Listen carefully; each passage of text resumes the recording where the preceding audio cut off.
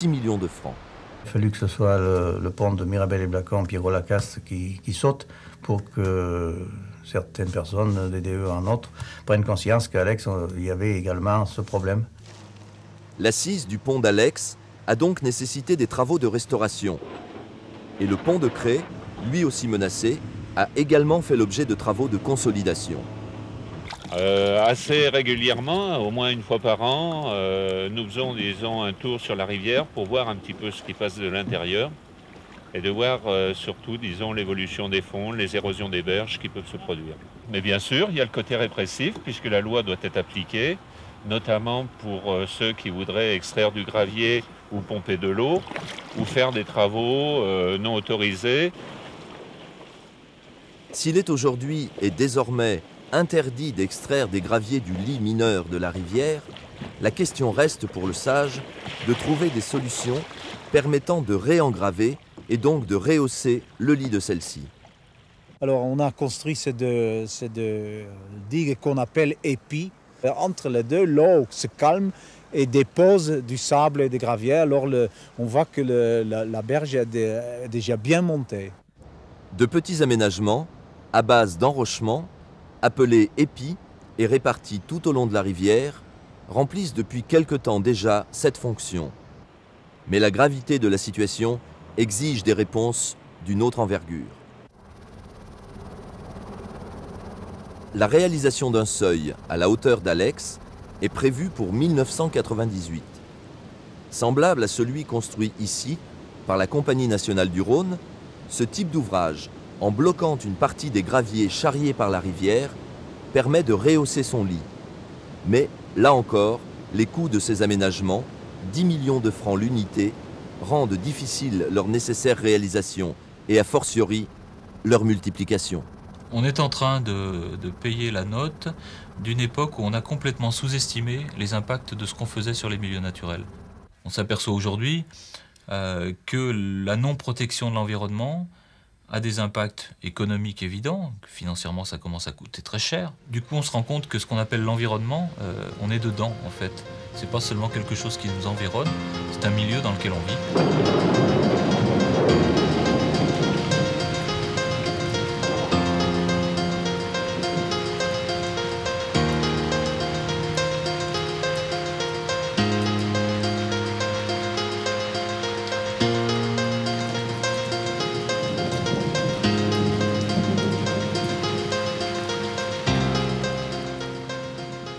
La forêt, qui longe la Drôme de part et d'autre de son cours, fait partie des forêts les plus diversifiées d'Europe.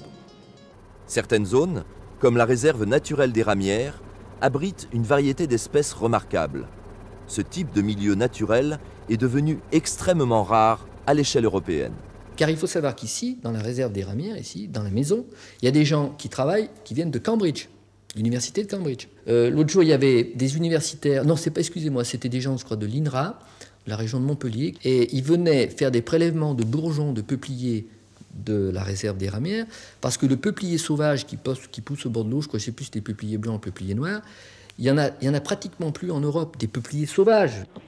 Pourtant, l'expertise réalisée par le professeur Bravard, assisté de messieurs Landon et Piéguet, fait apparaître une évolution récente préoccupante, due notamment à l'abandon de cette végétation durant les dernières décennies.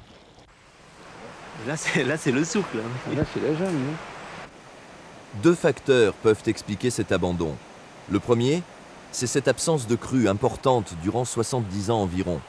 Or, les crues, non seulement détruisent de la végétation, mais surtout, elles servent d'alarme par leurs effets. Pendant une très longue période, on n'a pas eu de crues importantes. Mais les crues de la dernière année, ils ont bien montré qu'on était négligents, quoi. Le deuxième facteur, sans doute le plus déterminant pour rendre compte de cet abandon, consiste en une véritable mutation du rapport de l'homme à la rivière. On n'utilise plus le bois comme on utilisait ça autrefois, et petit à petit, on laisse tomber. Autrefois, en effet, ce bois de bord de rivière était recherché, car il constituait la matière première de nombreuses activités, comme la vannerie, la tonnellerie, la charpente, mais aussi dans la mesure où il était le principal combustible pour le chauffage domestique. Ainsi, cette exploitation au quotidien constituait une forme d'entretien de la forêt par les riverains. À partir on va dire, de la seconde moitié du XXe siècle, peut-être même avant, ces usages ont disparu et l'homme n'a plus entretenu, enfin non pas entretenu, n'a plus exploité la forêt alluviale. Avec l'abandon des activités traditionnelles, la forêt a donc proliféré. Les arbres grossissent, vieillissent, empêchant le renouvellement et, en mourant sur place, augmentent le transit du bois mort, celui-ci pouvant causer des dégâts importants sur les berges, les digues et les ponts. Dans ce coin, il faut absolument enlever du bois parce que là, l'eau est bloquée par des arbres qui poussent au milieu du lit. Autre conséquence dommageable de cet abandon, le développement anarchique de la végétation dans le lit même de la rivière.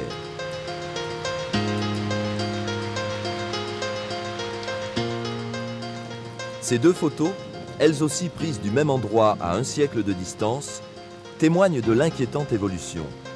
Norbert Landon a observé que la largeur moyenne de la Drôme aval avait été ainsi amputée d'environ 40% entre 1945 et 1990.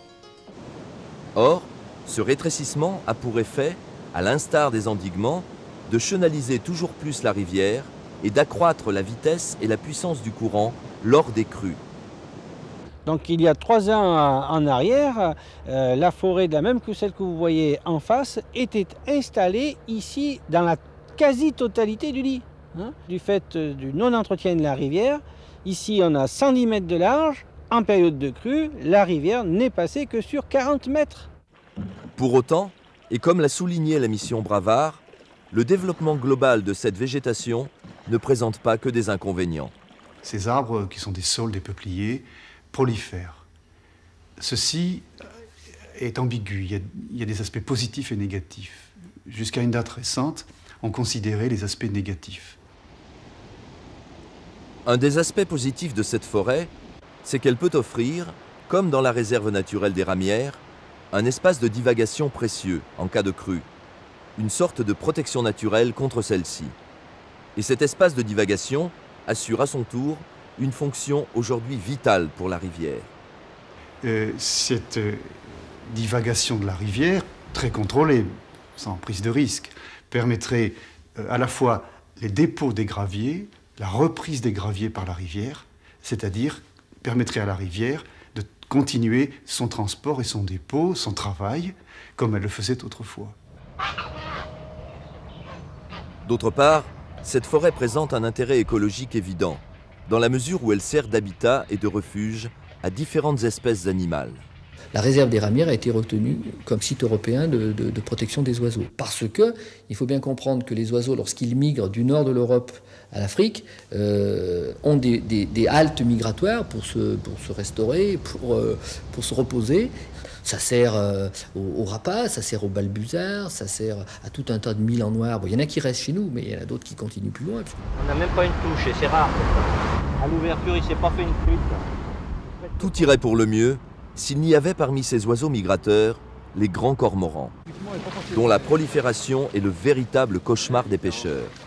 Car les quantités de poissons dont ils se nourrissent, ajoutées aux pertes liées à l'état de la rivière, affectent les populations de truites, qui se font de plus en plus rares, obligeant les pêcheurs à alviner, c'est-à-dire à élever des truitelles dans des canaux situés à proximité de la rivière, puis à les recueillir au cours d'une pêche électrique pour ensuite et finalement les remettre dans la Drôme afin de repeupler celle-ci. On parle d'alvinage, de remettre du poisson dans une rivière. Nous, on ne demande qu'une chose, pêcheurs, c'est que le poisson revienne naturellement. Et le poisson ne pourra revenir naturellement que si le milieu s'y prête.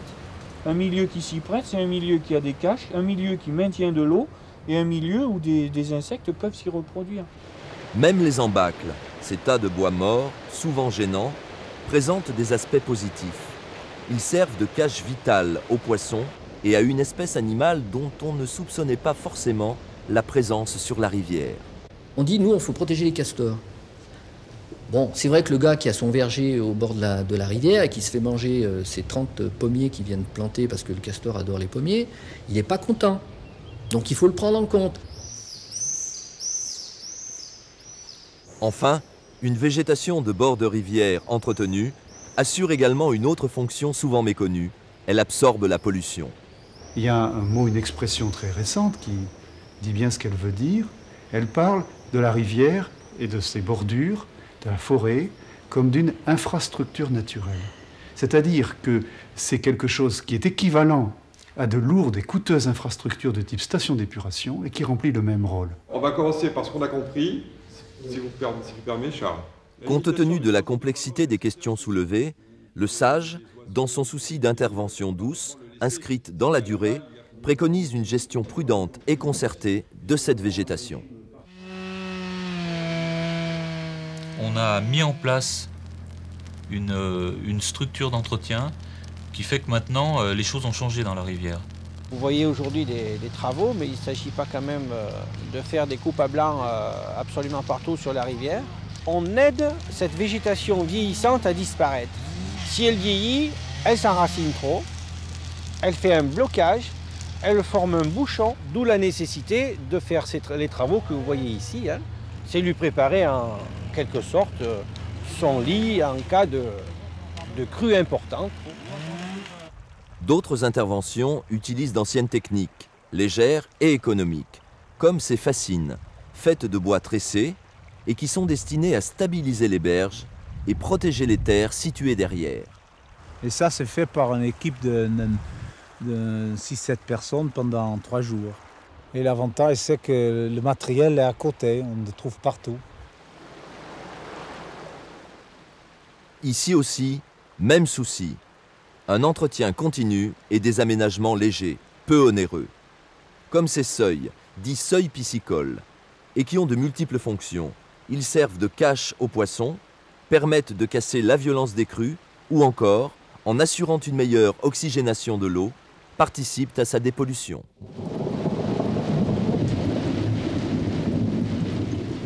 Quand on n'entretient pas, on a ensuite à faire des réparations qui sont extrêmement lourdes. C'est clair qu'un ouvrage qui s'en va, ça va tout de suite se compter à plusieurs millions de francs de dégâts, même si c'est un petit ouvrage. Alors qu'une équipe d'entretien qui entretient régulièrement la rivière, tout compté, ça coûtera sur l'ensemble de la vallée à peu près 8 à 900 000 francs par an.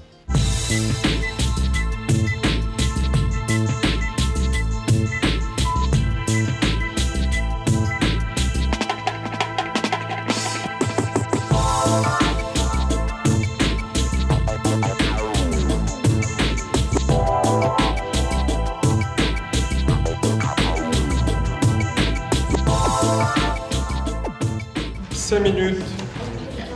Le calendrier. Après 3 années d'études et de concertation, de missions et de réunions, c'est en décembre 1997 que la Clé a approuvé et validé, à l'unanimité moins une abstention, le premier SAGE national. L'abstention de la FRAPNA était une abstention active. On avait le moyen de faire un document ambitieux et on n'a pas été très ambitieux. C'est bien que maintenant on prenne conscience que l'eau c'est quelque chose de vital. Je ne suis pas persuadé que 10 ans en arrière, on y pensait à ça. La nature, c'est une fantastique mémoire de toutes les erreurs que l'on fait. Et puis un jour, elle vous les resserre multipliées par 1000.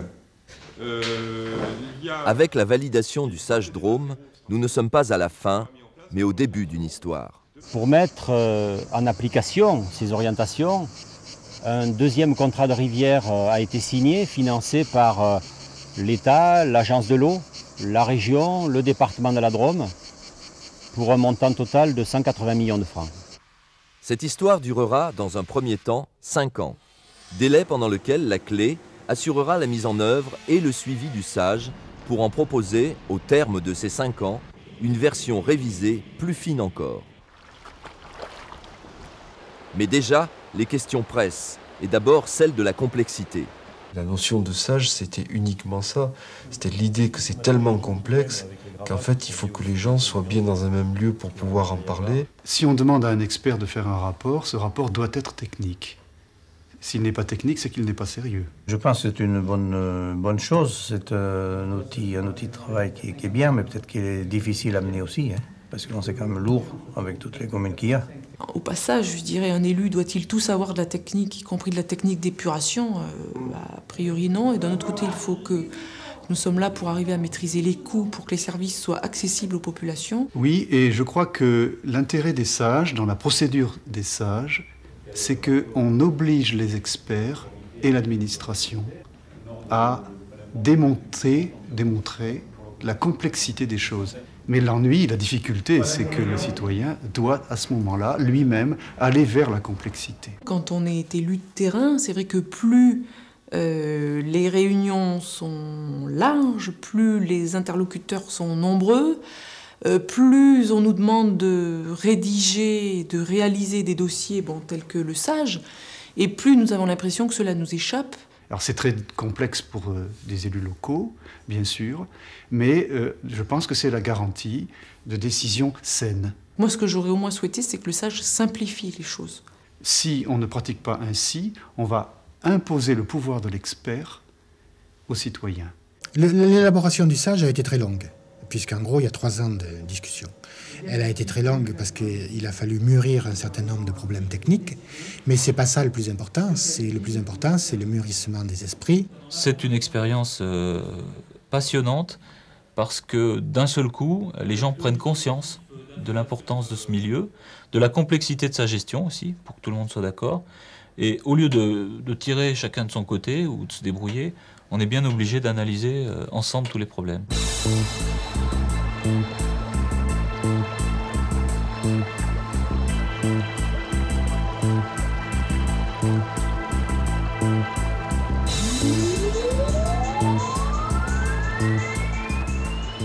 Avec la complexité, une autre question semble hanter le sage. C'est la question trop souvent abstraite d'intérêt général. Clé de voûte de la loi sur l'eau, comme de la procédure sage, n'est-ce pas pourtant en son nom que les hommes ont légitimé, il n'y a pas si longtemps, les extractions massives de gravier, le tout à la rivière, l'agriculture intensive ou l'endiguement généralisé? Ce qui est bon à une époque peut ne pas l'être l'époque suivante. Quelques dizaines d'années après, la tâche du gestionnaire, du politique, du scientifique, c'est de déterminer à partir de quel moment il faut changer de politique.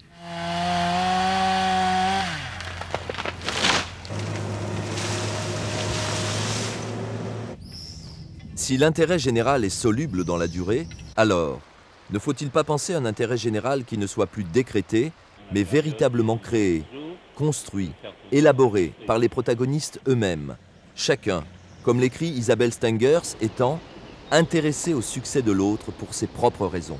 Il faut que tout le monde joue son rôle. Et si tout le monde joue son rôle, les choses ne se passent pas trop mal. Et je crois que là, les choses se sont pas trop mal passées. Nous, on aurait aimé qu'elles se passent encore mieux. Mais bon, c'est aussi notre rôle, hein. C'est aussi notre rôle de dire, on a bien travaillé, mais on aurait pu faire bien mieux. Il faut surtout que les dispositions qui sont prises soient toujours prises en étroite collaboration, les décisions prises en étroite collaboration